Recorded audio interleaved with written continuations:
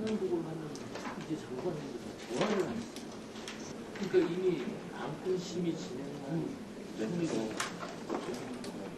지금 안건을 쭉 보고를 받으시다가 그 상황이 진행되고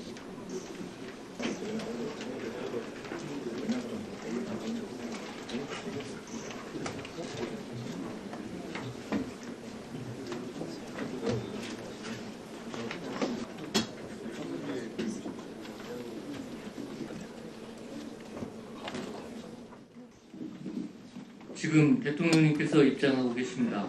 오늘 회의는 제25회 국무회의입니다. 시간도 여러분도 바쁘실 테니까 의견한 건들을 심의를 시작하도록 하겠습니다. 최선을 다해 주겠습니다. 그리고 제가 이제 비상 경제정 약간 불안정한 시기이긴 하지만 앞으로도 해드릴 게 있습니다.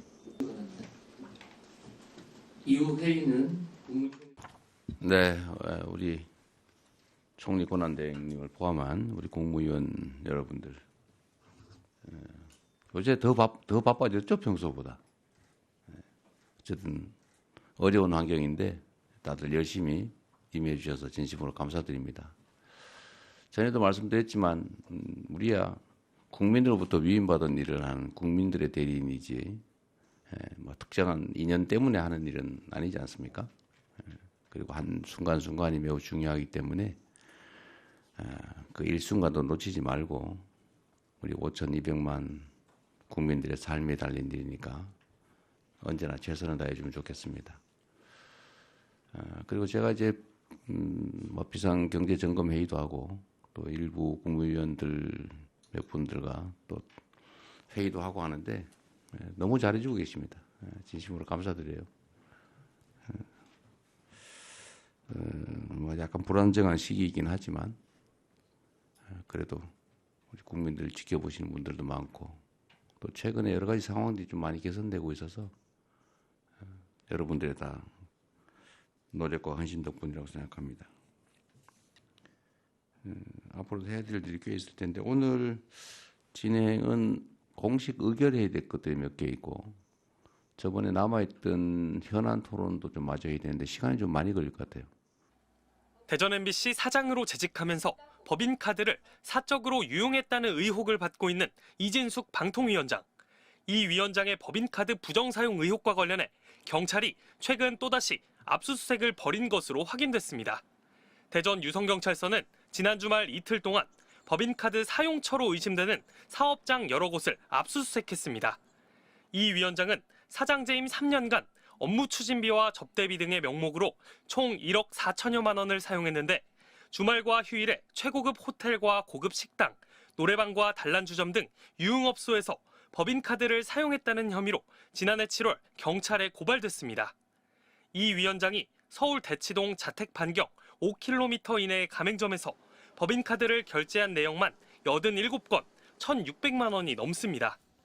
대전 MBC에 사직서를 낸 날엔 한 제과점에서 44만 원과 53만 원씩 두 차례에 걸쳐 약 100만 원을 결제하기도 했습니다.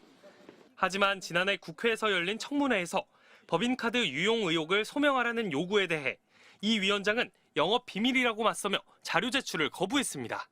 저희가 영업 비밀이라는 게 있습니다. 이 위원장은 휴가로 의심되는 해외 출국길에 업무 차량을 타고 공항에 가거나 귀국날 당일에도 법인카드를 사용했다는 의혹도 받고 있습니다. 앞서 경찰은 지난 1월에도 이 위원장이 대전 MBC 사장 재직 시절 수업을 들었던 서강대학교 언론대학원 행정실과 대전 MBC를 압수수색해 법인차와 법인카드 사용 내역 등을 확인한 바 있습니다. 다만 법인카드 사용처 의혹이 불거졌던 대전빵집 성심당은 이번 압수수색 대상에선 제외됐습니다. 세 번째 압수수색을 마친 경찰이 이 위원장의 소환 일정을 조율 중인 것으로 알려져 소환 조사가 임박했다는 관측이 나옵니다. MBC 뉴스 김성국입니다. 이진숙 방송통신위원장은 지난 1월 직무 복귀 당일 출입 기자들을 만났습니다. 이 자리에서 대뜸 내란이란 표현을 인용부호도 없이 쓰는 건 마땅치 않다고 말했습니다. 방송정책을 총괄하는 고위공직자가 보도 지침을 내린 셈이란 비판이 쏟아졌지만 이 위원장은 오늘 국회에 나와서도 입장을 굽히지 않았습니다. 분명히 제가 언론계 선배로서 12.3 내란은 확정이 되지 않았기 때문에 한 발 더 나아가 윤석열 대통령을 내란 우두머리라고 불러서는 안 된다고 강조했습니다. 윤석열 대통령을 내란 우두머리라고 이야기한다면 이재명 대표에 대해서도 허위사실 유포범 또는 모든 언론을 계엄사가 통제한다는 위헌적인 포고령과 MBC 등 일부 언론사에 대한 단전, 단수 시도 정황까지 드러났지만 이 위원장은 아랑곳하지 않았습니다. 내란이 입증된 것이 아니라고 생각하니까 12.3 계엄이 맞다고 생각합니다. 이진숙 위원장은 자신의 탄핵소추안이 헌법재판소에서 기각된 일을 엉뚱하게 방통위 2인 체제 파행과 연결짓기도 했습니다. 자신이 직무에 복귀한 건 2인 의결의 위법성이 해소됐다는 겁니다. 판단들이 다 2025년 1월 23일 이전에 나온 판단들입니다. 그러나 헌재의 탄핵 심판과 법원 재판은 서로 독립된 사법 절차이자 판단의 핵심 쟁점도 다릅니다. 처분과 관련된 어떤 유무효를 다투는 거하고 이제 그 통신위원장의 파면 여부를 다투는 것은 조금 다르기 때문에 상임위원 정원 5인의 방통위에서 대통령 추천위원 2명으로만 이뤄지는 의결에 대해 법원은 여러 판결을 통해 위법성을 지적하고 있습니다. MBC 뉴스 윤수환입니다. 이진숙 방송통신위원장과 함께 방통위 2인 체제를 구성하던 김태규 부위원장이 사의를 표명한 것으로 확인됐습니다.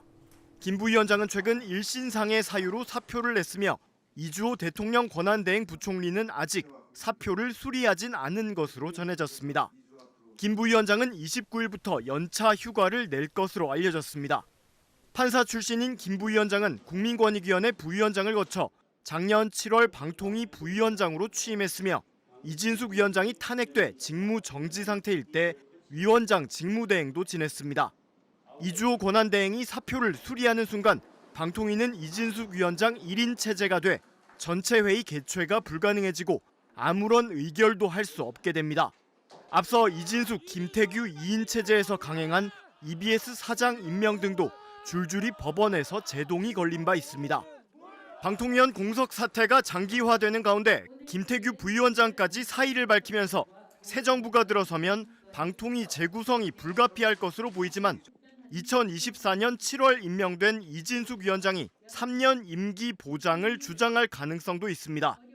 이 위원장은 과거 대전 MBC 사장 재직 당시 업무용 차량과 법인카드를 사적으로 유용했다는 업무상 배임 등 혐의로 경찰의 수사를 받고 있습니다.